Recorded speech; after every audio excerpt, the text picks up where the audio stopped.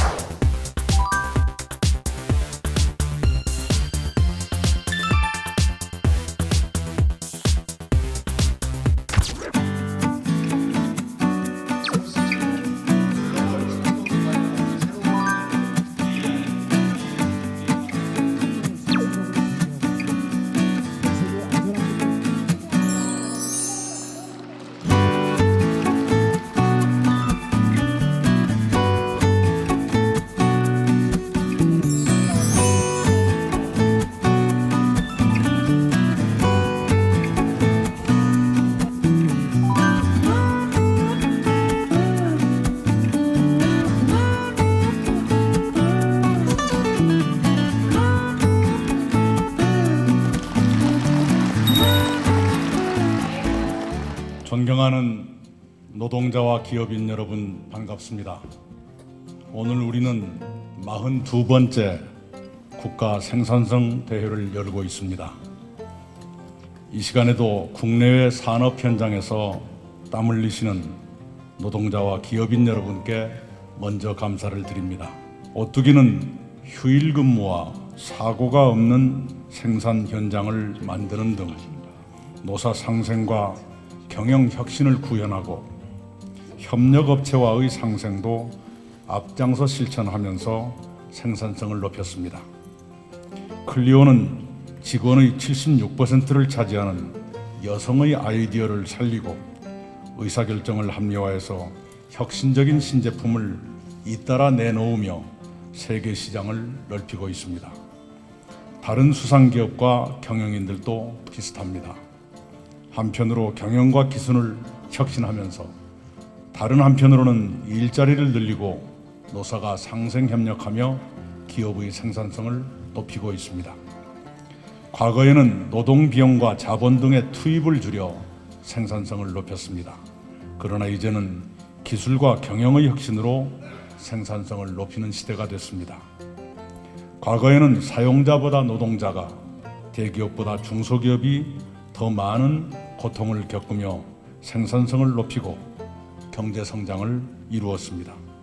그러나 이제는 노동자와 사용자, 중소기업과 대기업이 상생 협력하면서 생산성을 높이고 경제 성장을 이루어야 하는 시대가 됐습니다. 정부는 노동자와 사용자, 중소기업과 대기업이 상생 협력하는 틀을 보강하기 위해 노력하고 있습니다. 정부는 노동자의 삶의 질을 개선하고 중소기업의 발전을 지원하며 공정경제를 더 내실 있게 실현하려고 다양한 정책을 펴고 있습니다. 지난달에는 국회가 대중소기업 상생협력 촉진법 개정안을 의결해 대기업과 중소기업의 상생협력을 더욱 촉진하도록 도움을 주셨습니다. 이 자리를 빌어 국회에 감사를 드립니다. 상생협력을 이루려면 이러한 제도의 뒷받침이 반드시 필요합니다. 그러나 제도만으로 모든 것이 이루어지는 것은 아닙니다. 노사정의 사회적 대화와 경제계 내부의 자율적 노력이 실효성 있게 병행돼야 합니다. 마침 민주노총이 사회적 대화 복귀 여부를 곧 결정한다고 합니다. 절대 다수의 국민은 민주노총의 복귀로 사회적 대화가 활발해지기를 바라고 있습니다. 민주노총이 경제사회 노동위원회에 조속히 복구해 주시기를 간청드립니다.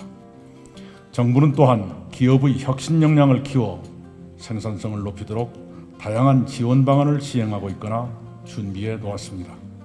정부는 국가혁신 클러스터를 본격 추진하고 기업의 투자 프로젝트에 대한 금융과 세제 등의 지원을 확대하겠습니다.